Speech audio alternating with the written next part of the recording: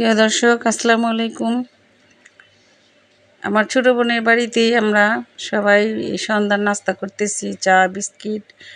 আমার মেয়েরা, খালাতো ভাই বোনেরা, আমার ভাগ্নির ঘরে নাতিনরা সবাই এখানে আমরা সবাই একাকার হয়ে মিলেমিশে নাস্তা করতেছি, সবাই আনন্দ ফুর্তি করতেছি, ভালোই লাগতেছে। তো আপনাদের কেমন লাগলো? লাইক কমেন্ট শেয়ার করবেন, ভালো থাকবেন, আমার বোনের জন্য দোয়া করবেন। সবাই সুস্থ থাকেন, ভালো থাকেন। আসসালামু আলাইকুম, আল্লাহ হাফেজ।